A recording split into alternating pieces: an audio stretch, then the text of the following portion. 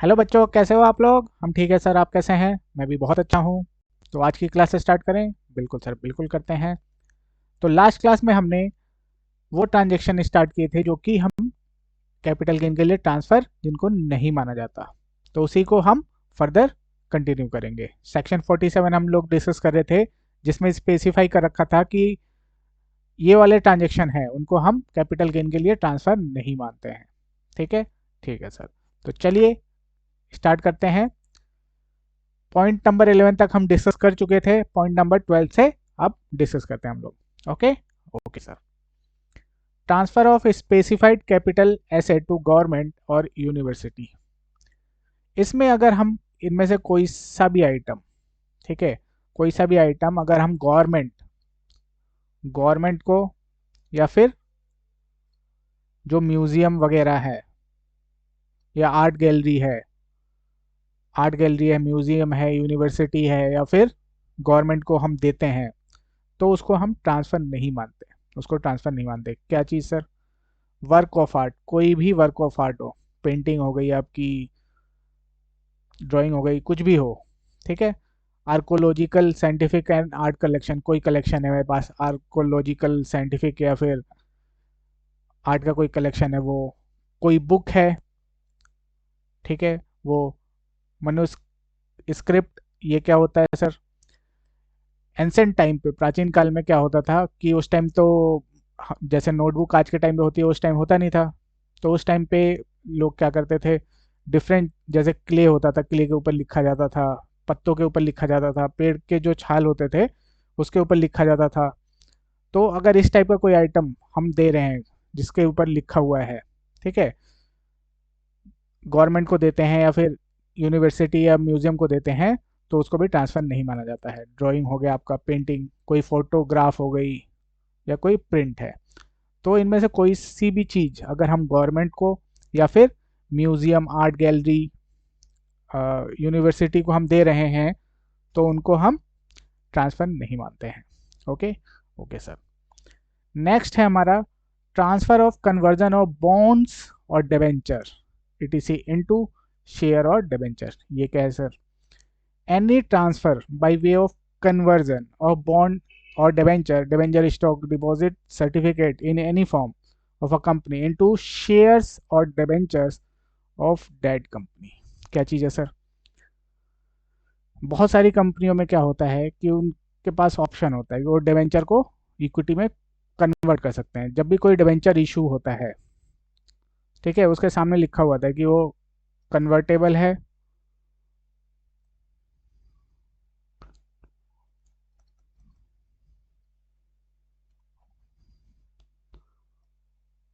Non convertible debenture और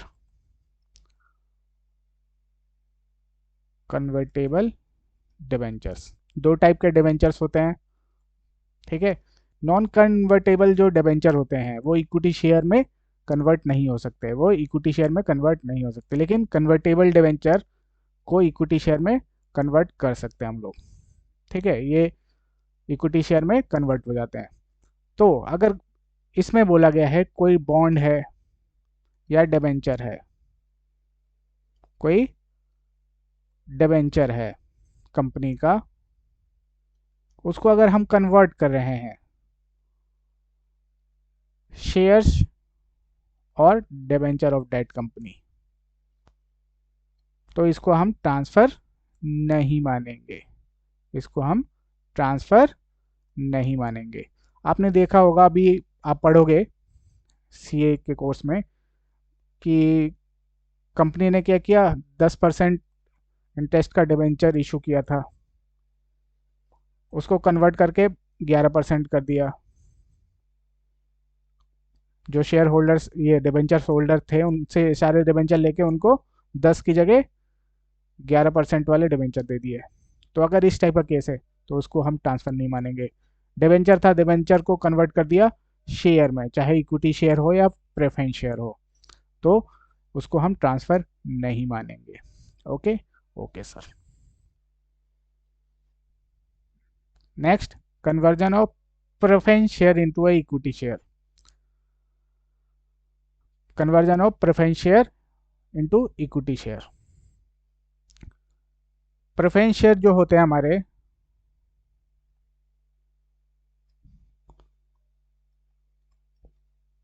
उस पर हमारा डिविडेंड मिलता है, डिविडेंड मिलता है। और इनमें भी ऑप्शन होता है प्रेफरेंस शेयर कि क्या ये इक्विटी में कन्वर्ट हो सकते हैं या नहीं हो सकते। जैसे डिबेंचर होते हैं, प्रेफरेंस शेयर में भी ये क्लासिफिकेशन होता है कि वो कन्वर्ट हो सकते हैं नहीं हो सकते। प्रेफरेंस शेयर में वोटिंग राइट नहीं होता, जैसे इक्विटी शेयर होल्डर्स के पास वोटिंग राइट होता है। इन केस ऑफ लिक्विडेशन, अगर कंपनी वाइंडिंग अप में चली गई, मतलब कि बंद होने वाली है, तो उस केस में जब एसेट सोल्ड करेंगे तो सब इक्विटी शेयर से पहले इनको पे करेंगे पैसा, जो इनका पैसा है पहले इनको पे करेंगे, उसके बाद इक्विटी शेयर को पे करते हैं, इसीलिए इनका नाम प्रेफरेंस शेयर पड़ा। तो अगर हम कोई प्रेफरेंस शेयर को कन्वर्ट करते हैं इक्विटी शेयर में, ठीक है, कन्वर्ट करते हैं प्रेफरेंस शेयर को इक्विटी शेयर में, तो इसको ट्रांसफर नहीं माना गया है, इसको ट्रांसफर नहीं माना गया है। ओके ओके सर, चलिए।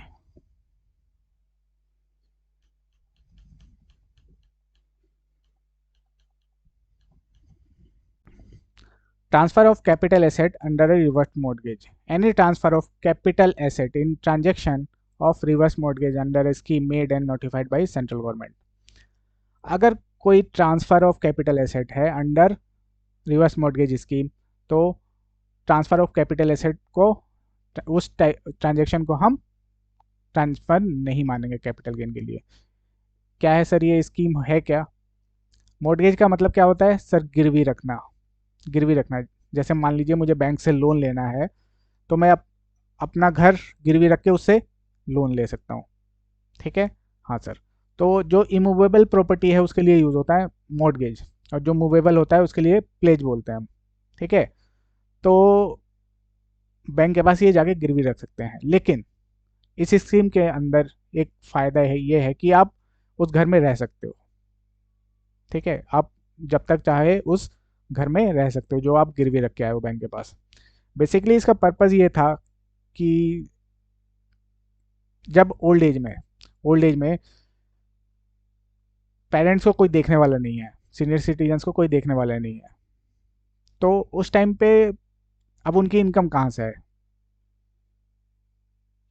तो गवर्नमेंट ने देखा और फिर उसको देखते हुए ये स्कीम लेके आए कि अगर उनके पास हाउस प्रॉपर्टी है तो वो बैंक के पास जाके गिरवी रख सकते हैं, ठीक है। सीनियर सिटीजन्स के ऊपर एप्लीकेबल है अगर उनके पास हाउस प्रॉपर्टी है, वो जाके गिरवी रख सकते हैं किसके पास? बैंक के पास, या फिर फाइनेंशियल इंस्टीट्यूशन जो होते हैं।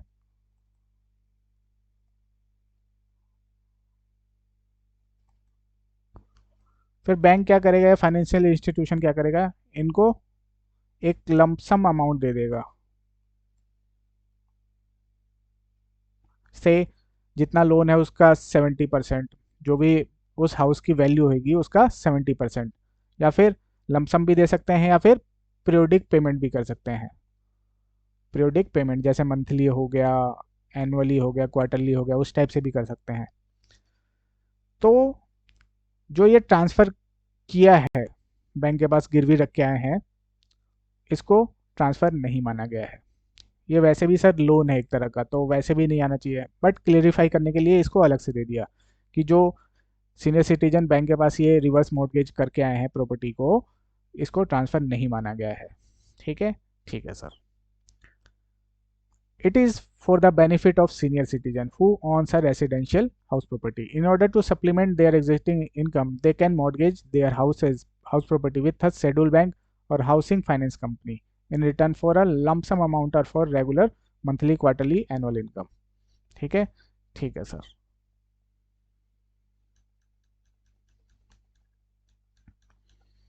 The senior citizen can continue to live in the house and receive income without bothering to having pay them back the loan. जो सीनियर सिटीजन है वो जब तक चाहे उस घर में रह सकते हैं, और उनको कोई चिंता करने की जरूरत नहीं है कि हमें लोन देना है, उनको कोई चिंता करने की जरूरत नहीं है लोन देना है हमें, ठीक है। The bank house finance company would undertake a revolution of property once every 5 year. हर 5 साल में वो प्रॉपर्टी की रिवैल्यू करेगी, और जितना भी रिवैल्यूएशन में अमाउंट निकलेगा डिफरेंस उनको दे देगी। प्रॉपर्टी के दाम तो आपके बढ़ते ही हैं हर 5 साल में, ठीक है। तो हर 5 साल में रिवैल्यू करेगी और जितना बढ़ेगा वो उनको देती रहेगी। The borrower can use loan amount for renovation और एक्सटेंशन ऑफ रेसिडेंशियल प्रॉपर्टी। अब जो लोन तो लेके आ गए, अब इसका यूज़ क्या कर सकते हैं? हाउस प्रॉपर्टी अगर मान लीजिए टूटी फूटी है तो उसकी मरम्मत करा सकते हैं, रिनोवेट करा सकते हैं। मेड मेडिकल का कोई खर्चा है, अब जब इंसान ओल्ड हो जाता है उस टाइम पे मेडिकल के खर्चे बहुत बढ़ जाते हैं, मेडिकल के खर्चे बहुत बढ़ जाते हैं। तो वो हो गया आपका। कोई इमरजेंसी एक्सपेंडिचर है उसके लिए यूज़ कर सकते हैं। However he can't use the amount for speculative and trading purpose. मतलब स्पेकुलेटिव और ट्रेडिंग पर्पस के लिए इसका अमाउंट का यूज़ नहीं कर सकते हैं, ठीक है। ठीक है sir. The bank will recover the loan along with the accumulated interest by selling the house after the death of borrower.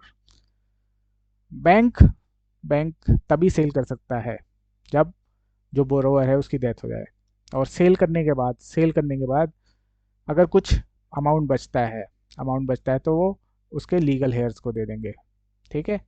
ठीक है सर। मान लीजिए लोन का अमाउंट था इंटरेस्ट के साथ 50 लाख रुपए, ठीक है। इसको हाउस को सेल किया, उससे आया हमारे पास 60 लाख रुपए। तो बैंक अपना 50 लाख रख के 10 लाख उसके लीगल हेयर्स को दे देगी, ठीक है। ठीक सर।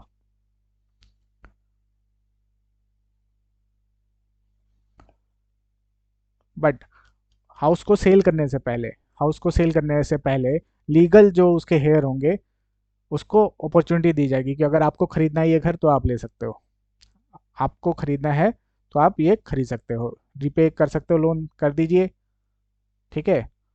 तो लीगल हेयर्स को ऑप्शन दे सकते हैं कि आप रिपे कर दो और प्रॉपर्टी छुड़ा लो। अगर वो मना कर देते हैं फिर वो बाहर आउटसाइड सेल करेंगे। Exemption of income received in a transaction of reverse mortgage scheme. Section 1043 further provided that the amount received by a senior citizen as a loan, either a lump sum or an installment in transaction of reverse mortgage would be exempt from tax। वैसे भी ये loan है आपका, तो वैसे भी ये taxable नहीं होगा, बट फिर भी एडिशनल क्लेरिफिकेशन दे दिया इसके ऊपर कि हाँ टैक्सेबल नहीं होगा।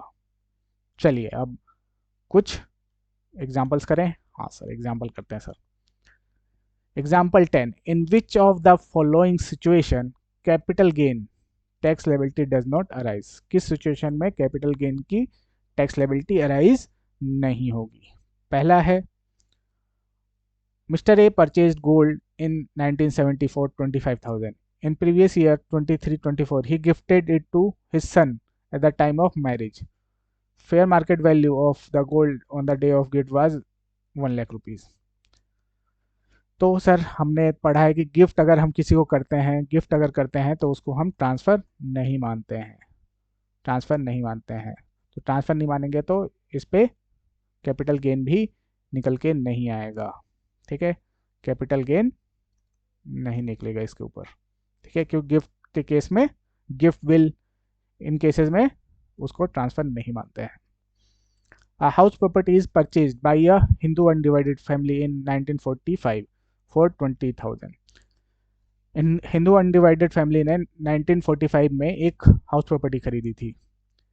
It is given to one of family member in previous year 23-24 at the time of partition of family।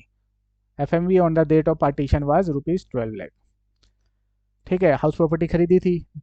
क्या हुआ 2023-24 में एक मेंबर बोलता है मुझे मेरी प्रॉपर्टी में हिस्सा दो, मैं साथ में नहीं रहूँगा, मुझे अलग रहना है। तो हिंदू अनडिवाइडेड फैमिली जो बाकी मेंबर थे उन्होंने क्या किया कि ये घर उसको दे दिया कि लो ठीक है जाओ आप। तो क्या पार्टीशन हुआ यहाँ पे HUF का। तो पार्टीशन के टाइम पे अगर कुछ भी प्रॉपर्टी मिल रही है HUF से मेंबर को, HUF से उसके मेंबर को, तो वो ट्रांसफ़र नहीं माना जाता है, ठीक है। HUF से उसके मेंबर्स को कोई भी कैपिटल एसेट मिल रही है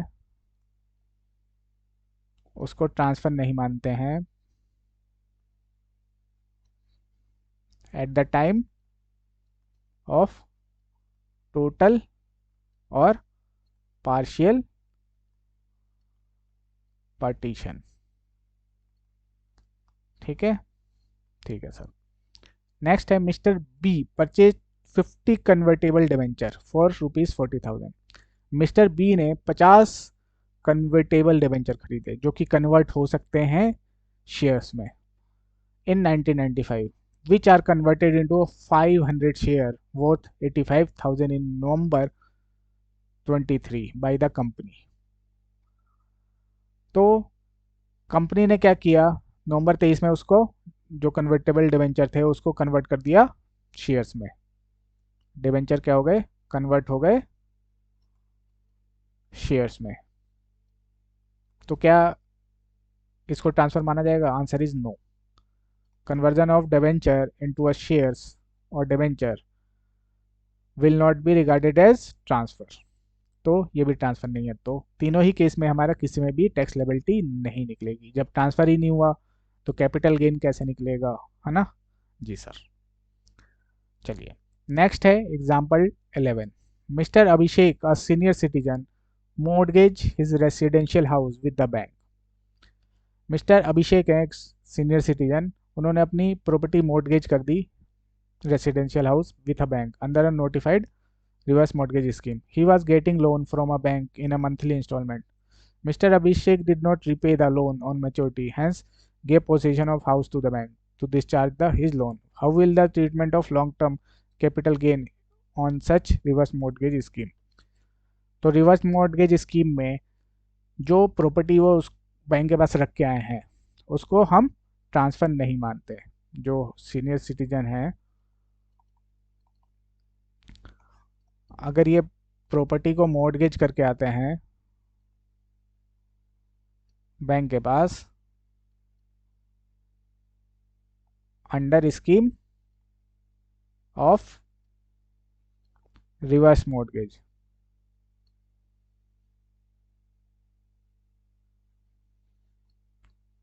तो इसको ट्रांसफ़र नहीं माना गया है और बैंक से जो भी अमाउंट मिलेगा वो आपका टैक्सेबल नहीं होगा क्योंकि वो वैसे भी आपका लोन होता है, चाहे लमसम मिले या रेगुलर मिले, है ना जी sir.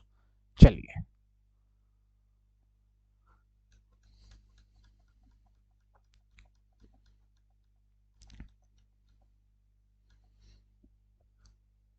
Example 12। Examine with reason whether the following statement are true और false.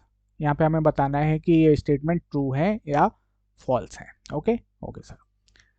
alienation of residential house in a transaction of reverse mortgage under a scheme made by and notified by central government is treated as a transfer for the purpose of capital gain। एलिएशन मतलब होता है आपका transfer, एलिएशन का मतलब होता है transfer. ठीक है, तो इसमें बोला गया है कि अगर हम कोई हाउस प्रॉपर्टी को बैंक के पास जाके ट्रांसफर करके आते हैं रिवर्स मॉर्टगेज स्कीम के अंदर तो उसको कैपिटल गेन के लिए ट्रांसफर मान लिया गया है। आंसर इज नो, ट्रांसफर नहीं माना गया। तो ये स्टेटमेंट आपकी गलत है। रिवर्स मॉर्टगेज स्कीम के अंदर अगर कोई प्रॉपर्टी हम मॉर्टगेज करके आते हैं बैंक के पास तो उसको ट्रांसफर नहीं माना जाता है। Okay okay sir. Zero coupon bond of eligible corporation held for 14 month will be long term capital asset। Zero coupon bond के केस में पीरियड ऑफ होल्डिंग कितनी देखनी है अपने को सर? 12 मंथ्स। 12 मंथ देखनी है। अगर वो 12 मंथ तक है तो शॉर्ट टर्म, 12 मंथ से ज़्यादा है तो लॉन्ग टर्म। तो बोला है कि 14 मंथ तक एसएससी ने उसको होल्ड करके रखा है तो लॉन्ग टर्म होएगा। तो स्टेटमेंट सही है क्योंकि पीरियड ऑफ होल्डिंग कितनी देखेंगे हम जीरो कूपन बॉन्ड के उसमें, अब अगर मोर देन 12 मंथ्स है तो वो हमारा लॉन्ग टर्म कैपिटल गेन बन जाएगा। ठीक है, ठीक है sir. Zero coupon bond means a bond on which no payment और बेनिफिट आर रिसीव्ड और receivable before maturity of redemption. Zero coupon bond में, जीरो कूपन बॉन्ड में जब वो मेच्योर होता है, जब उसका ड्यू डेट आता है, जब मेच्योर होता है उसी टाइम पे पैसे मिलते हैं, उससे पहले हम उसको रिडीम नहीं करा सकते। तो ये भी सही है आपका सर। ठीक है, ठीक है सर। चलिए अब आगे चलते हैं।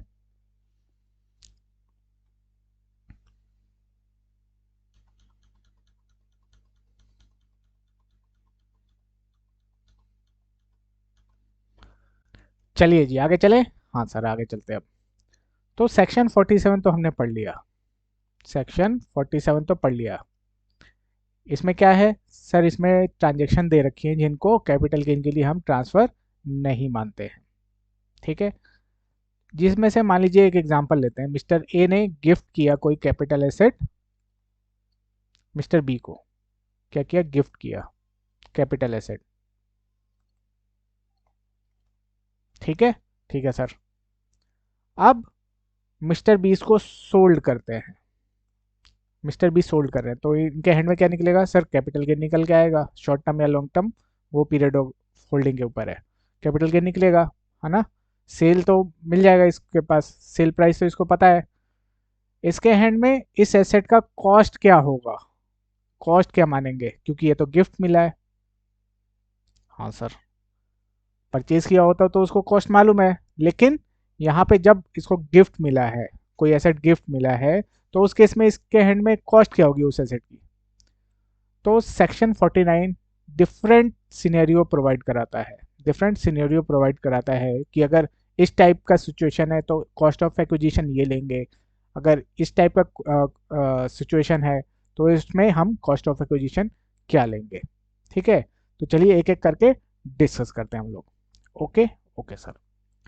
सेक्शन 49(1), इसमें जो भी हमारे सेक्शन 47 के अंदर ट्रांजैक्शन है, सेक्शन 47 के अंदर ट्रांजैक्शन थे, ठीक है, जहाँ पे एच का डिवीजन हो रहा है, पार्टीशन हो रहा है, गिफ्ट विल के अंदर ट्रांसफर हो रहा है एसेट,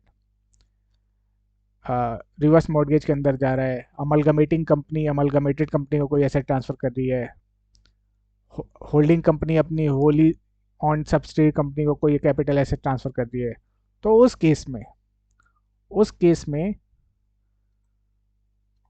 ये हमारा इसमें दो पार्टी हो गया आपका, प्रीवियस प्रीवियस ऑनर और ये हमारा असेसी।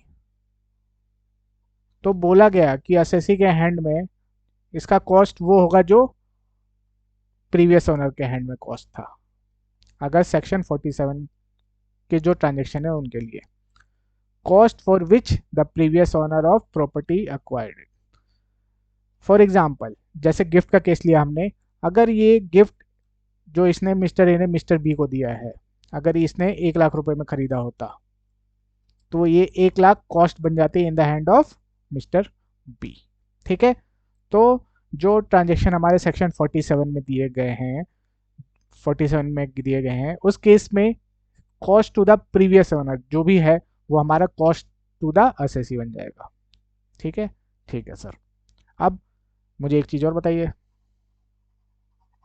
एक चीज़ और देखते हैं। क्या सर?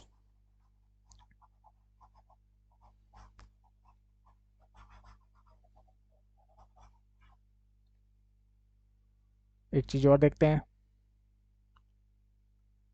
मिस्टर ए ने मिस्टर बी को ट्रांसफ़र किया, इसके हैंड में था 10,000। ठीक है, तो मिस्टर बी के हैंड में कितना कॉस्ट बन जाएगा? म, सर 10,000 बन जाएगा, गिफ्ट किया है तो। मिस्टर बी ने क्या किया, फिर फर्दर गिफ्ट कर दिया इसको, फर्दर गिफ्ट कर दिया मिस्टर सी को। तो मिस्टर सी के हैंड में क्या कॉस्ट बनेगी? क्या कॉस्ट बनेगी sir? Cost to the previous owner, cost to the previous owner.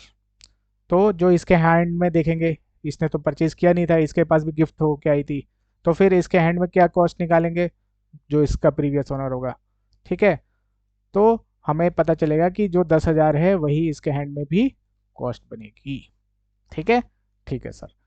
चलिए, फिर आता है cost of improvement. Cost to improvement में भी प्रीवियस ओनर ने अगर कोई इम्प्रूवमेंट पे खर्चा किया है तो उसको हम कंसिडर करेंगे, प्रोवाइडेड वो 1 अप्रैल 2001 या उसके बाद हुआ हो। 1 अप्रैल 2001 से पहले अगर हुआ है तो हम उसको इग्नोर कर देंगे। ठीक है, कॉस्ट ऑफ इम्प्रूवमेंट 1 अप्रैल 2001 या उसके बाद हुआ है ऑन और आफ्टर, तो हम उसको कंसिडर करेंगे।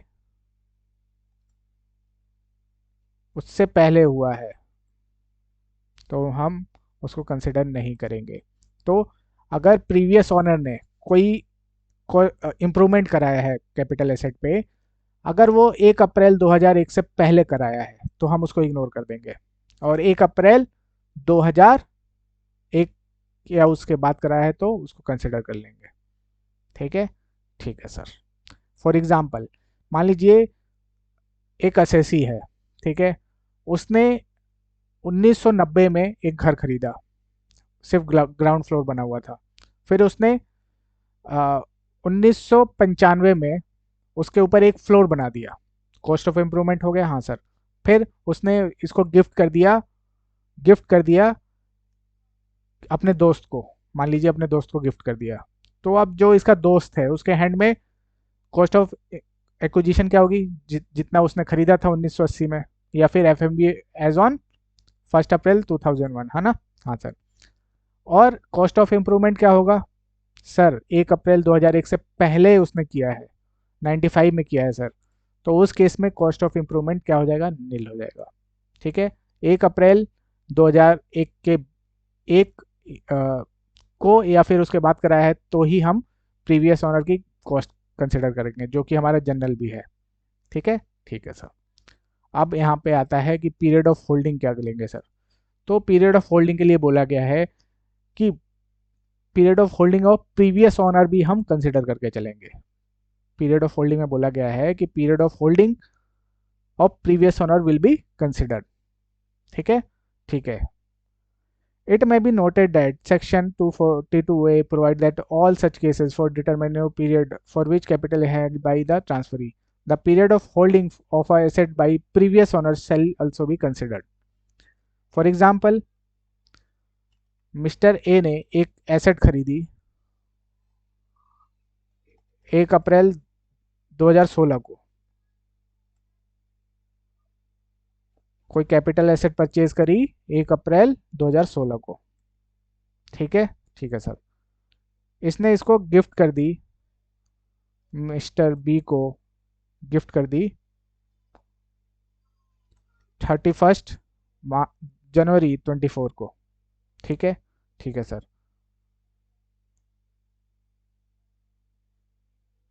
इसने क्या किया, मिस्टर बी ने 31 मार्च 2024 को इसको सोल्ड कर दिया, 31 मार्च 2024 को इसको बेच दिया। ठीक है, अब क्वेश्चन आता है कि मिस्टर बी के हैंड में पीरियड ऑफ होल्डिंग यहां से यहां लेंगे कि प्रीवियस ऑनर ए का भी लेंगे, कहां से लेंगे, कहां से पीरियड ऑफ होल्डिंग लेंगे। तो बोला गया है जो प्रीवियस ऑनर की जो पीरियड ऑफ होल्डिंग होगी, period of holding of previous owner, उसको भी हम कंसिडर करके चलेंगे। तो इस केस में यहाँ से लेके इससे एक दिन पहले तक का हम पीरियड ऑफ होल्डिंग कंसिडर करके चलेंगे।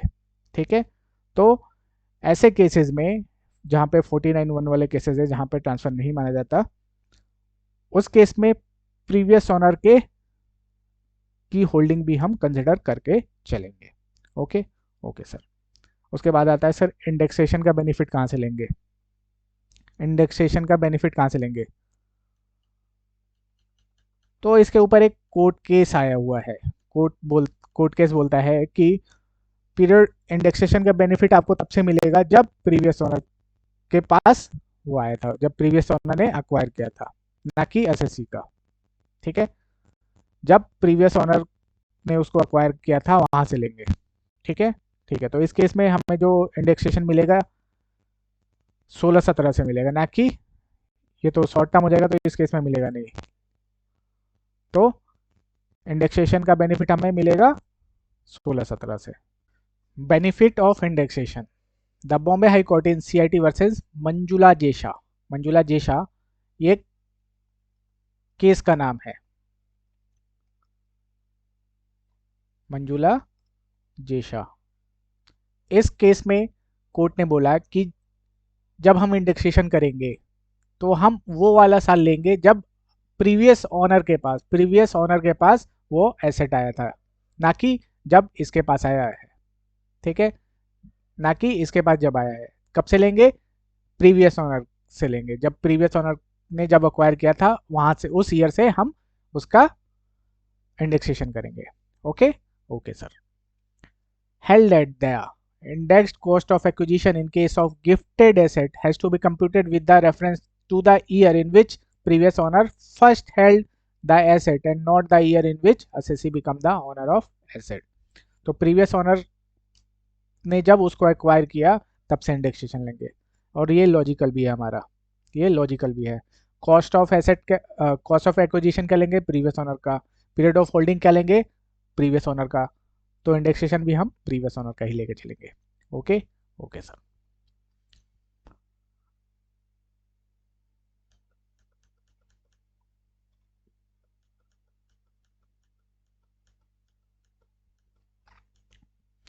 फिर आता है हमारा सेक्शन 49(2).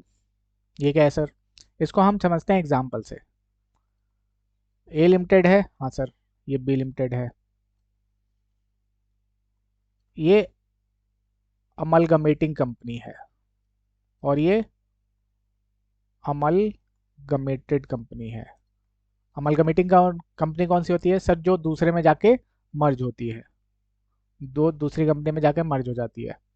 ठीक है, तो अमल ए लिमिटेड जाके मर्ज होनी है बी लिमिटेड में। एक्स, मिस्टर एक्स एक शेयर होल्डर है, शेयर होल्डर है, इसके पास ए लिमिटेड के शेयर्स हैं। तो अब जब कंपनी ही मर्ज हो जाएगी इसके पास, बी के पास, तो ये शेयर्स का करेगा क्या? तो अमलगमेशन जब होता है तो क्या करेगी? बी लिमिटेड से ए लिमिटेड के शेयर ले लेगी, क्या अपने शेयर मुझे दे दो, और बदले में अपने शेयर दे देगी। बी लिमिटेड अपने शेयर दे देगी, बी लिमिटेड अपने शेयर दे देगी। तो बोला गया है कि जो ये बी लिमिटेड, मिस्टर एक्स के पास जो ये इसके पास शेयर आया है बी लिमिटेड से, इसका कॉस्ट क्या होगा? कॉस्ट क्या होगा? तो इसके लिए बोला गया है कॉस्ट वो होगा जो असेसी ने ए लिमिटेड के जो शेयर होंगे, जितने में उसने परचेज किया होगा, वही इन बी लिमिटेड का कॉस्ट होगा। ठीक है, मान लीजिए मिस्टर एक्स ने 5,000 शेयर 5,000 शेयर 5 लाख रुपए के खरीदे थे, ए लिमिटेड के शेयर। ठीक है, हाँ सर। इसके बदले उसको बी लिमिटेड के 2,000 शेयर मिल रहे हैं, 2,000 शेयर मिल रहे हैं। तो इन 2,000 शेयर की कॉस्ट ऑफ एक्विजिशन क्या होगी? कॉस्ट क्या होगी सर? 5 लाख रुपए।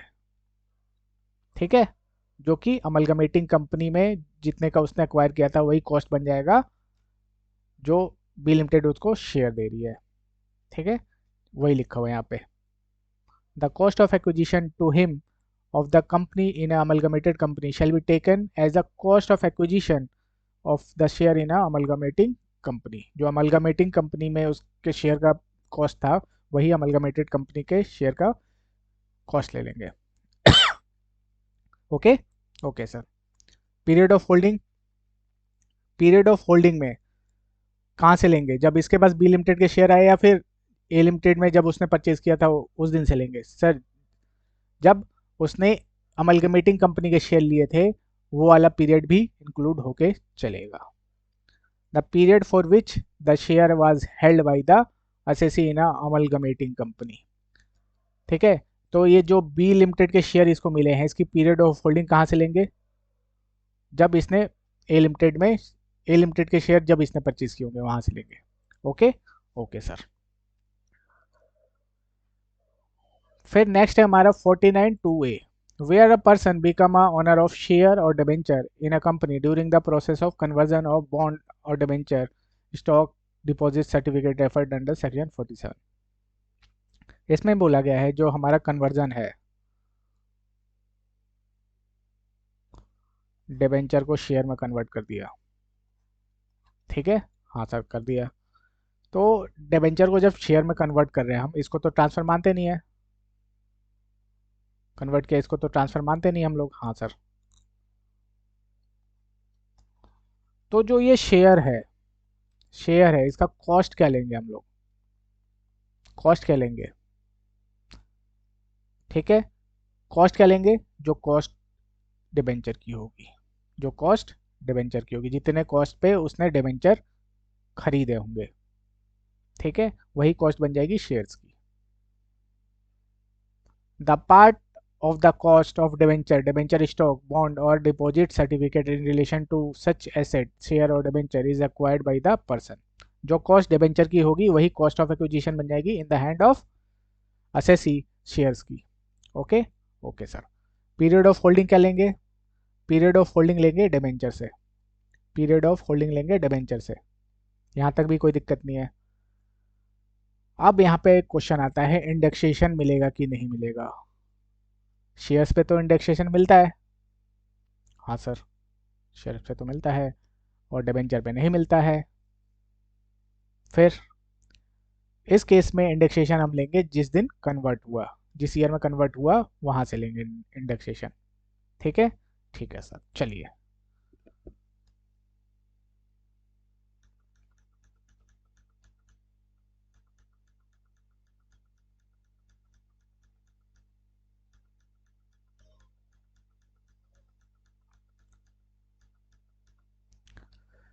फिर नेक्स्ट है हमारा where the capital gain arises from the transfer of specified security और sweet equity share refer to in section 17(2)।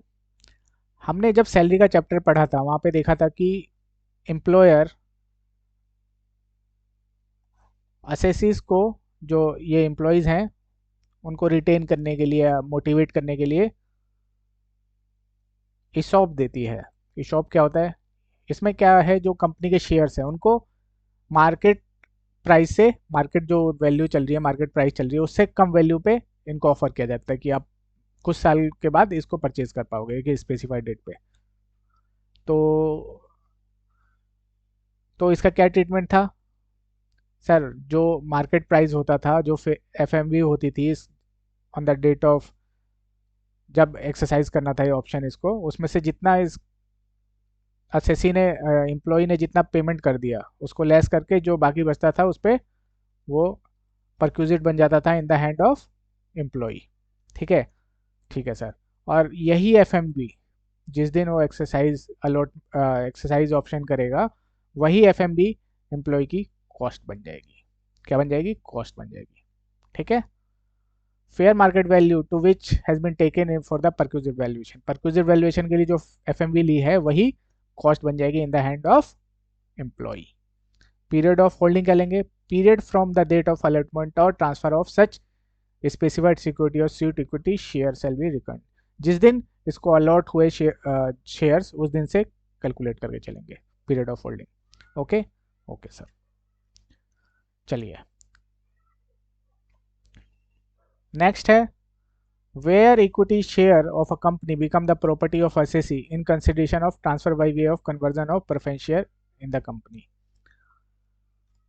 Preference share थे एसएसी के पास, वो कन्वर्ट हो गए इक्विटी शेयर में उसी कंपनी के, तो इसको तो सर हम ट्रांसफर मानते नहीं है कन्वर्जन को। प्रेफरेंस शेयर अगर इक्विटी शेयर में कन्वर्ट हो रहा है उसको ट्रांसफर तो मानते नहीं। तो इसकी कॉस्ट क्या निकलेगी सर? जो कॉस्ट प्रेफरेंस शेयर की होगी वही कॉस्ट बन जाएगी इक्विटी शेयर की। ठीक है, मान लीजिए इसने 10,000 के प्रेफरेंस शेयर खरीदे थे जो कि कन्वर्ट हो गए इक्विटी शेयर में, तो इस इक्विटी शेयर की कॉस्ट क्या बन जाएगी? 10,000। Okay okay sir. Period of holding कहाँ से लेंगे सर? जब इसने प्रेफरेंस शेयर परचेज किए थे, अक्वायर किए थे, तब से लेंगे, from the date of preference share. ठीक है, ठीक है। इंडेक्सेशन, इंडेक्सेशन इस केस में कहाँ से लेंगे? जब से उसने प्रेफरेंस शेयर अक्वायर किए थे, जब फर्स्ट टाइम हेल्ड किया था वहां से लेंगे। ठीक है, okay sir. That past part of cost of preference share in relation to which such equity share is acquired by the assessee. जो कॉस्ट प्रेफरेंस शेयर की होगी वही कॉस्ट इक्विटी शेयर की बन जाएगी। Period of holding, the period of for which the preference share were held by the assessee shall be included. ठीक है, preference share का भी पीरियड हम इंक्लूड करके चलेंगे, ना कि कन्वर्जन से। जिस दिन कन्वर्ट हुआ वहां से नहीं लेना। पीरियड ऑफ होल्डिंग हमें कब से लेनी है? जब प्रेफरेंस शेयर अक्वायर किया था तब से लेनी है, और इंडेक्सेशन भी हमें तब से ही मिलेगा। ओके ओके सर, चलिए आगे चलते हैं।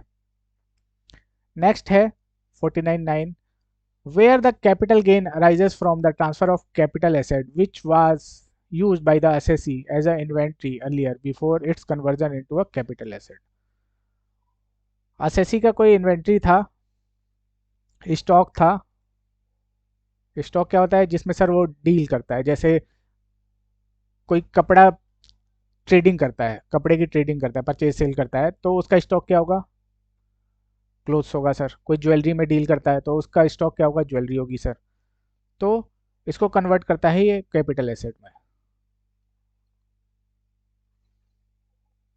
फॉर एग्जाम्पल मान लीजिए कोई एसएससी है, उसके पास कोई लैंड थी, लैंड थी तो वो रियल एस्टेट के बिजनेस में था मान लीजिए, ठीक है, रियल एस्टेट के बिजनेस में था। तो उसने क्या किया, एक पोर्शन लैंड का, एक पोर्शन लैंड का खुद के लिए ले लिया उसने as a capital asset, inventory को कैपिटल एसेट में कन्वर्ट कर लिया। तो उस केस में जिस दिन कन्वर्ट हुआ, जिस दिन कन्वर्ट हुआ उस दिन जो एफएमवी होगी वो हमारी क्या बन जाएगी? कॉस्ट ऑफ कैपिटल एसेट बन जाएगी। और पीरियड ऑफ होल्डिंग भी कहाँ से लेंगे हम? जिस दिन कन्वर्ट हो रहा है, period of holding conversion date से लेंगे। ठीक है, ठीक है sir. The fair market value of inventory as on the date of such conversion, जिस दिन कन्वर्ट किया हमने इन्वेंट्री को कैपिटल एसेट में, तो कन्वर्जन वाली डेट को जो भी एफएमबी होगी उस एसेट की, वो हमारी कॉस्ट बन जाएगी। क्या बन जाएगी? कॉस्ट बन जाएगी फॉर द कैपिटल एसेट। ठीक है, ठीक है sir. Period of holding, period from the date of conversion और treatment as a capital asset shall be consider, जिस दिन कन्वर्ट हुआ उस दिन से हमें इसकी पीरियड ऑफ होल्डिंग लेनी है। ओके, ओके सर, चलिए आगे चलते हैं।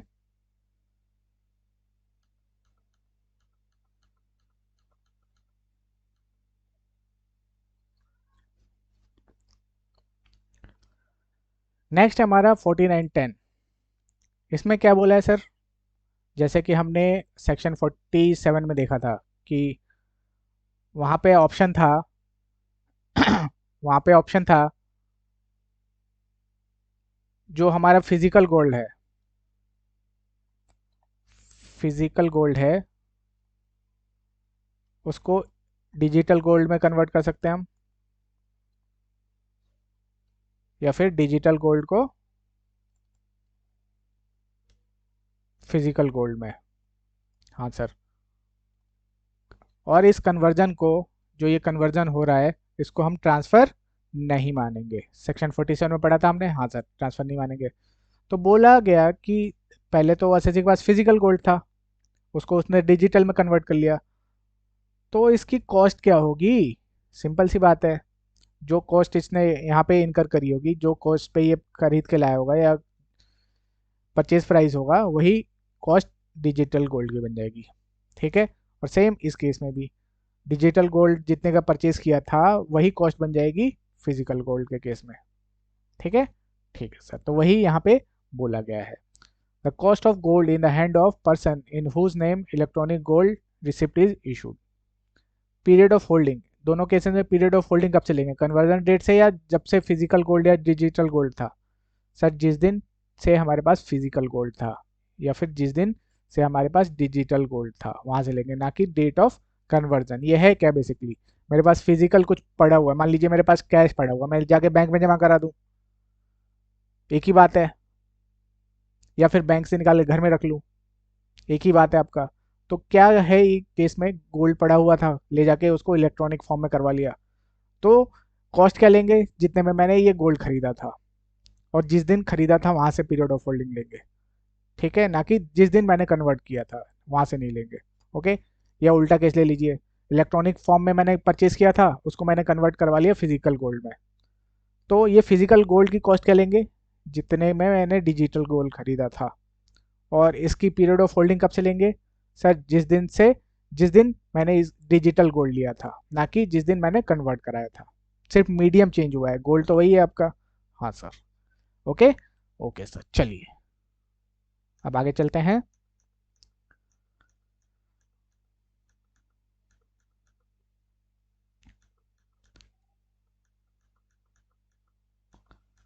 अब एक क्वेश्चन है, इसको सॉल्व करें। हाँ सर, सॉल्व करते हैं sir. Example 13, Aarav convert his plot of land purchased in July 2004 for rupees 80,000 into a stock in trade on 31st March 23. The fair market value as on 31st March was 3 lakh rupees. The stock in trade was sold for 3,25,000 in the month of January 24. Find out his taxable income, if any, and so under which head of income and for assessment year. तो इसमें क्या case बताया है? Case ये है sir, इन्होंने जुलाई 2014 sorry जुलाई 2004 में एक लैंड परचेज करी 80,000 रुपए की। ठीक है, ठीक है सर। तो इस time as a capital asset purchase किया था। फिर क्या किया इन्होंने, 31 मार्च 2023 को इसको कन्वर्ट कर लिया स्टॉक में, स्टॉक इन ट्रेड में। और फिर जनवरी 24 में इसको स्टॉक को सोल्ड कर दिया 3,25,000 में। जिस दिन स्टॉक में कन्वर्ट कराया उस दिन उसकी एफएमवी थी 3 लाख रुपए। ठीक है, तो इसके ऊपर हम ऑलरेडी एक क्वेश्चन कर चुके हैं। चलिए इस, तो यहाँ से यहाँ तक क्या निकलेगा, हमारा बिजनेस इनकम निकलेगा, बिजनेस की इनकम। और यहाँ से यहाँ हमारा क्या निकलेगा, कैपिटल गेन निकलेगा। ठीक है, ठीक है सर। चलिए सॉल्व करें। हाँ सर, बिजनेस इनकम और जो कैपिटल गेन निकलेगा कौन से ईयर में टैक्सेबल होगा सर? जिस ईयर में स्टॉक इन ट्रेड सेल होगा, जिस ईयर में हमारा स्टॉक इन ट्रेड होगा उसी ईयर में दोनों इनकम टैक्सेबल होंगी हमारी। ठीक है, ओके सर। चलिए,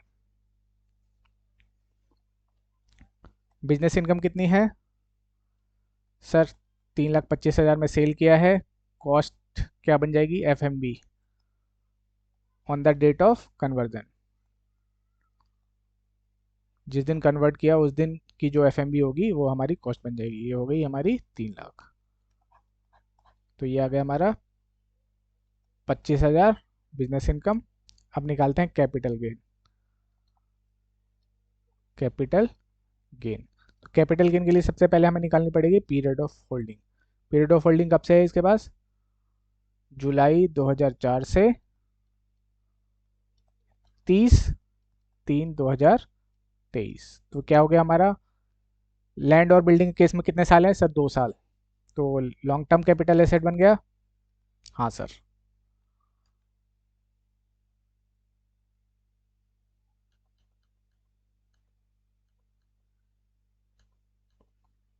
तो चलिए कैलकुलेट कर लेते हैं।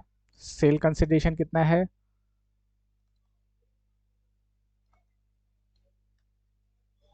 सेल कंसिडरेशन क्या मानेंगे sir? F M V 3 lakh less index cost of acquisition. कितना है कॉस्ट? 80,000 रुपये मल्टीप्लाई बाई किस ईयर में किया है सर? कौन सा ईयर आएगा सर? ट्रांसफ़र कौन से ईयर में हुआ है सर? ट्रांसफ़र हुआ है 31 मार्च 2023 को, तो 22-23 का जो इंडेक्स होगा वो लेंगे सर। ठीक है, ठीक है सर। चलिए,